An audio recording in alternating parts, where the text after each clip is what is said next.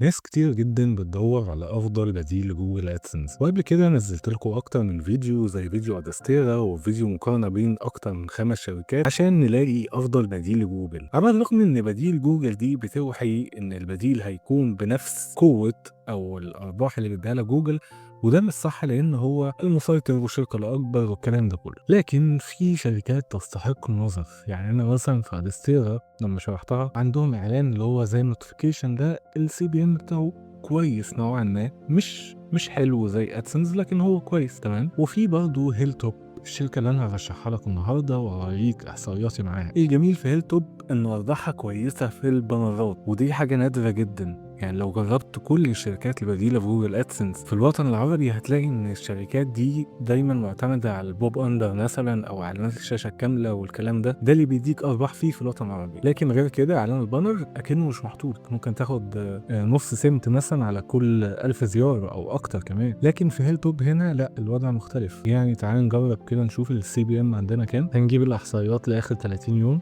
ونشوف. هتلاقي إن السي بي ام في المتوسط 13 سنت. 13 سنت، وفي أيام طبعا أعلى وفي أيام أقل تمام. لكن ال 13 سنت دي فين بقى؟ أنا حاطط الإعلان في آخر الموقع تحت. شوف هو تحت التعليقات حتى، يعني مش ظاهر في المقال.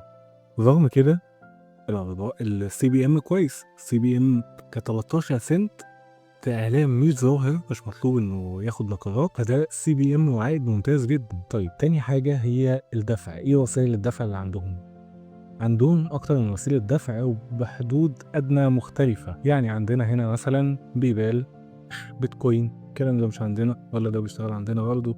عندنا شركات الكريبتو او عملات الكريبتو كلها الحد الادنى فيها $100. عندنا بقى الشيك او الحواله البنكيه ويب ماني والكلام ده كله. الحواله البنكيه $1000، فطبعا ده صعب جدا.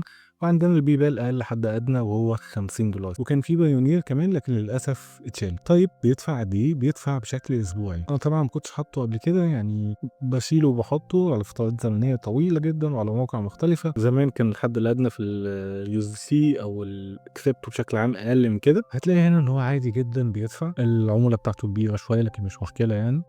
بيدفع امتى بقى؟ كل اسبوع. هنا بيديك الارباح اللي اتحققت في يوم 17 دي يحولها لك يوم 25، واللي هتحققه يوم 25 هتاخده يوم 2 أو 3 في الشهر، وهكذا. فهي كشركة بديلة شركة مميزة جدا تستحق التجربة. وبس كده، يا رب يكون الفيديو عجبكم. أشوفكم في الفيديوهات الجاية. سلام.